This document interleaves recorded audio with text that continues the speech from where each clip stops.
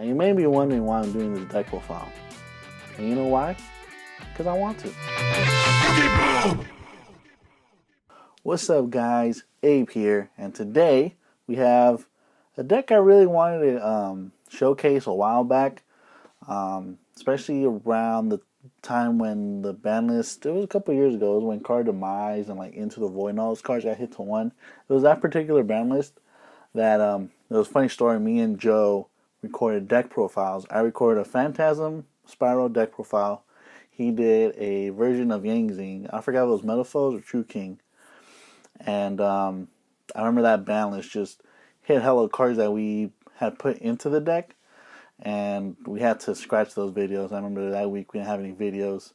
It sucked too because we recorded like on a Wednesday night, and then the ban list came out like that Friday, no, it was like that Thursday or Friday. I forgot what day it was, and we just couldn't release the video, so we scratched those videos. But now time has passed, and now with like new cards coming out and like maybe Vortex and all that stuff, especially when it comes to a deck like this, we use a lot of traps, not a lot of monsters. We rely on normal monsters, and yeah, I mean it's a pretty interesting deck. I remember I saw a profile of I forgot his name, but he had a top with this deck when it like first came out around that time, and you know obviously a lot of people are not going to know what to do against it. But now obviously a few years has passed since Maximum Crisis came out. That's when this deck came out, and obviously there's a lot of new traps and draw cards and all that stuff that we can utilize now compared to back in the day. But let's go ahead and dive into this Phantasm Spiral deck profile. So we're going to start with the main deck, guys. We only play 6 monsters in the main deck. So the first one we play is triple Megalo Smasher X. Obviously this came out in the structure deck, I believe, in the Dino Mashers structure deck. So it can be kind of a hard card to acquire, especially because that structure deck's really hard to come by now. But if you did buy some of those, you have access to this. I'm not sure if this guy reprinted anything else. I'm not sure. But if somebody does know, please put it down in the comments. But he's gonna be the main like monster you're gonna have like summon and stuff, so you can get your pacifists off and stuff. Good thing is it is a dinosaur, so there's a search card for it, which is why we play Fossil Dig as well. It's a 2000 beat stick, level 4, so you can normal summon it easily, and it's a water. So that is probably the main reason why we played this one compared to any other vanillas that you play. And yeah, just like I said, it's going to be one of our main beaters in the deck. And yeah, just a good card, even though it has no effects. But trust me, Megalo Smasher can put in work. For the next card we play, so we play a couple of the Tengi cards. So I played 2 Nahada and 1 Vishuda. So the reason why I played double Nahada and 1 Vishuda, Nahada I like because it's like a battle, like maybe your opponent won't expect like something during battle. Like they'll worry about your traps and stuff, but they won't expect anything like battle wise. So that's why I'm running the double Nahada, because basically Nahada reduces their stuff by 15. So basically if you have Megalo Smasher or your token out, they already got 2000. So basically anything 35 or less you can get over with this card in your hand. So obviously, you know, not too many monsters are 3500 and over, depending what you're playing against. Yeah, I just like Nahada because it can, like I said, lessen their attack. They're gonna think, like, okay, maybe they don't have too many set traps. They probably have other stuff in their hand, and they're gonna, you know, probably gonna try to poke you. You use Nahada, and they're gonna lose their monster. And Vishuda, we play the 1 Vishuda just because in case you need to get rid of something on the field that can be destroyed by battle or card effects, Vishuda is there to help with that. So that's the only monster we play in the whole deck. Now we go on to the spells. So we play triple Pacifist, the Phantasm City. This card is pretty broken because it's not once per turn. well, the effect to summon a token is not once per turn. And yeah, I mean it says right, once per turn if you normal summon and a fight. So obviously that's going to be the one hard, not the hard once per turn. It's actually a soft once per turn. And then if your opponent activates a card or effect, you control no token, you special summon a token. So yeah, the fact that the token summoning is not once per turn is pretty nuts, because let's say you summon a token and then you activate the effect, you add a Phantasm Spiral card, usually going to go into one of the 2 traps. And then let's say they activate something to get rid of your token. I don't know, like Compulse or something. I don't know, something like that. Just something where it leaves the field or something. When that resolves, I'm pretty sure Pacifist should, resolve that effect, and you get to summon another one, if I'm not mistaken. I think so. I think that's how it works. But if somebody knows down in the comments how that works, please comment down below. But yeah, so Pacifist, it can always let you have some kind of presence on the field. And the fact that you can search out your Phantasm traps is great as well. But yeah, Phantasm, you need this card out in the field. Once you go into the late game, it can be pretty hard because you can't summon effect monsters.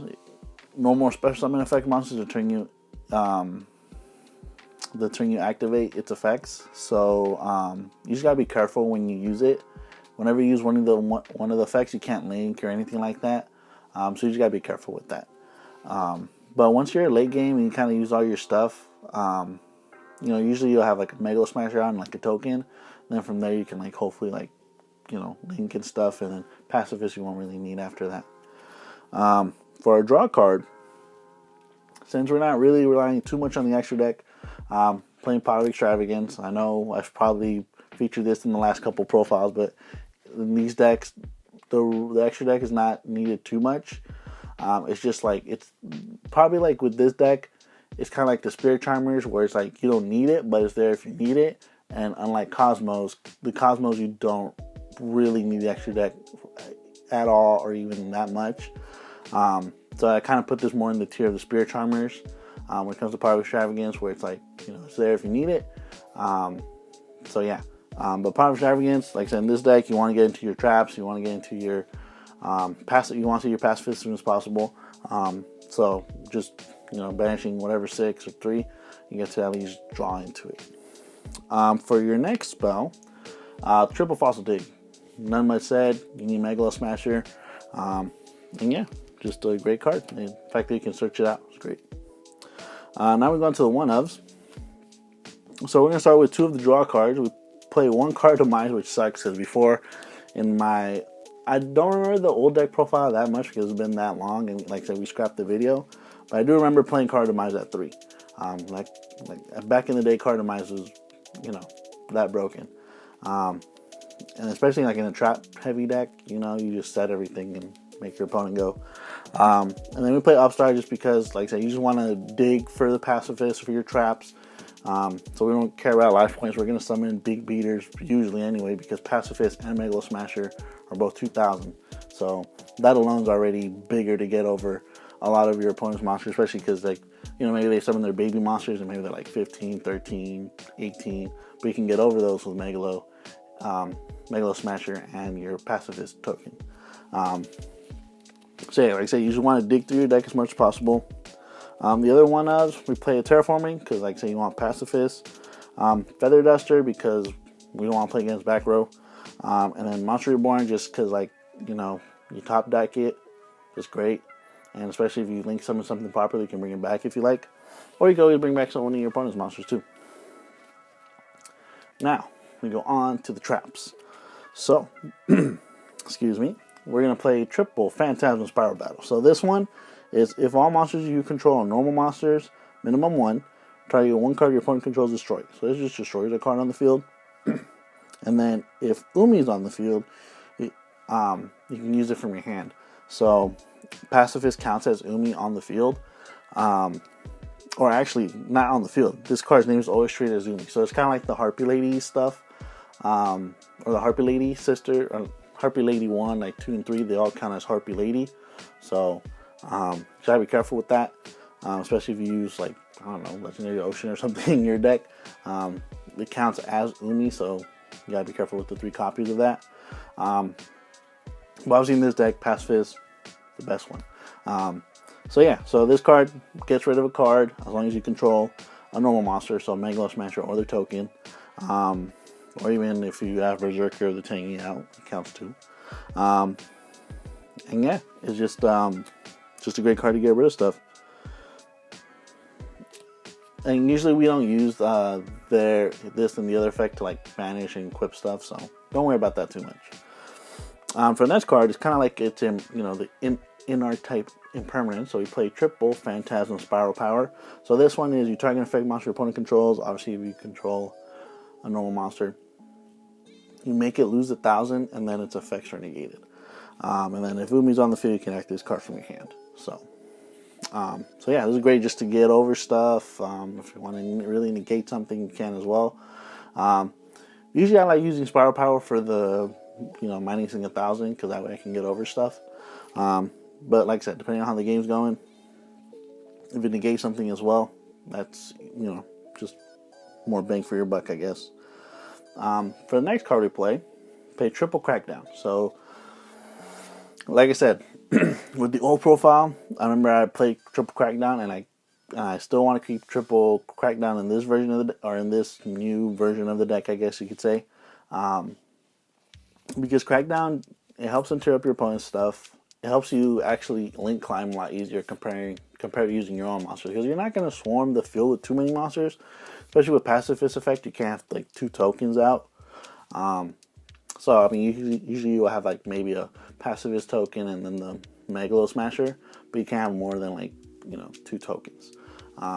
So that's why we use Crackdown, because that way we can link up a little easier, whether it be into our Nightmare stuff or even their Tangy stuff, because we do play Draco Masters and Berserker. They're both link 3s, and they both require a link monster. So like, let's say your opponent goes into like a Haki Firebrax, you know, or something like that, a link 2, you know, you use Crackdown, you take it from them. Obviously they'll probably still get the effect of Haki Firebrax, but you take away that tuner, or not that tuner, but that, you know, link, and then hopefully on your turn you could link with it into like Berserker or Draco Masters, or then you can go on to a link 4, whatever it is.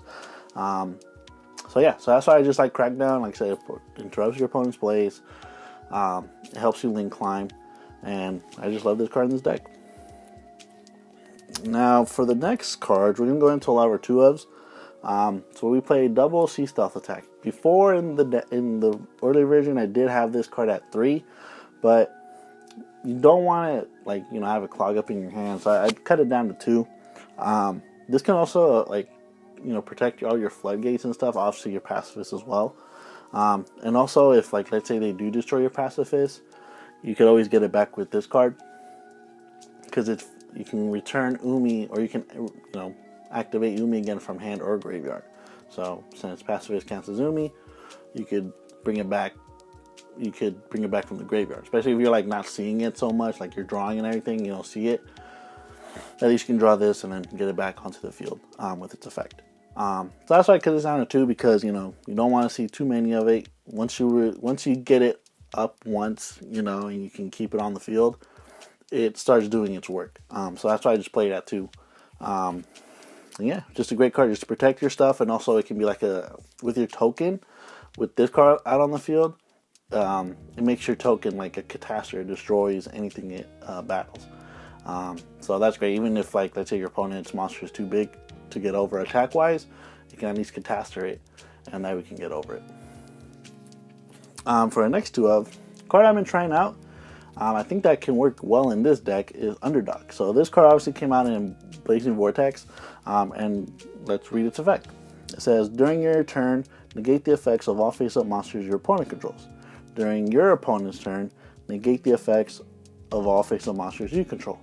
So, in playing with this deck as limited time as I can because of COVID and stuff, most of the effects you resolve, especially like any monster effects, like when you link climb and stuff, is during my turn.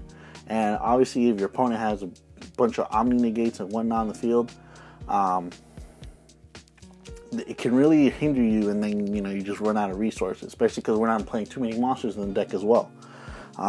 So I don't want to say theory, but my thought is with this card, it helps out because when it's my turn, it won't stop hand traps, like, Ash and Lancia, whatever it is, Nibiru. But it can stop whatever Omni case, like Savage Dragon, Dweller, all that, anything that they have on their field to try to stop you, it negates all that.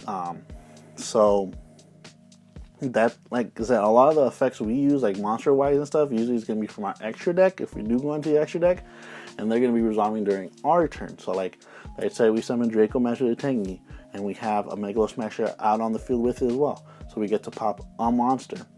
So with Underdog on the field, they can't, I don't say they can't respond, but they can't like stop Draco Master the Tengi by letting me pop a monster on their field. So that's the reason why I really think this card can work well in this deck, because we're playing a bunch of non-effect monsters, and when we are going into our extra deck, we're usually going to try to push either for game or almost game. And at that point, like I said, you're hopefully you make your opponent quit, whatever, tap out, whatever it is, right?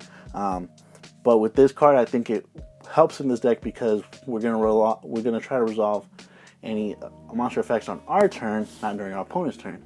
And even if it's our opponent's turn, most of our stuff that's going to be activating is like traps and stuff, like our Phantasm Spirals, Underdog, Lost Wind, whatever other floodgates you want to play in your Phantasm Spiral deck. They're all traps, so it's not going to affect with Underdog. And also you can protect Underdog with Sea Stealth attack as long as you banish a water monster you control.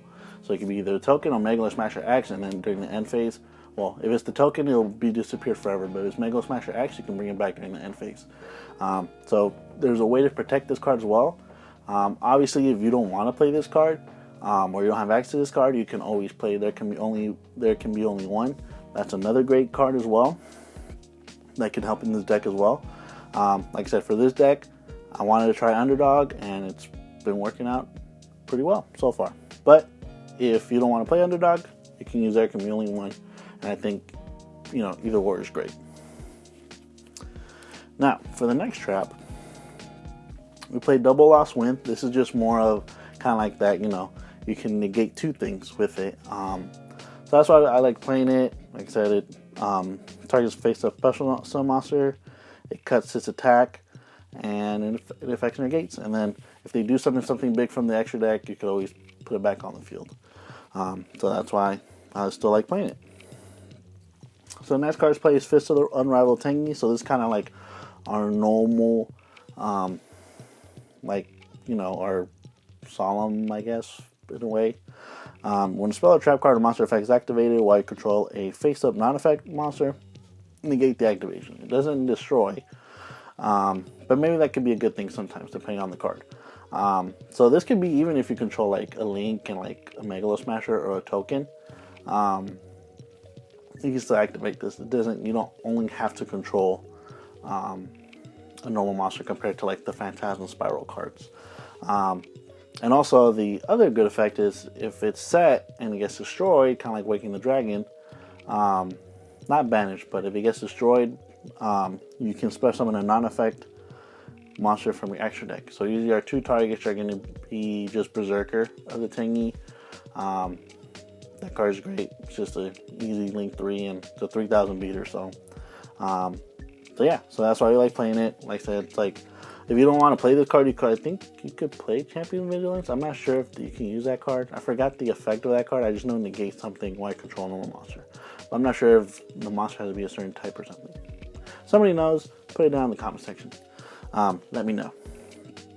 For the next card we play, which I know I've been featuring it in the last few deck profiles, but I've just been loving this card a lot. Dogmatic Accomplishment. This card puts in work.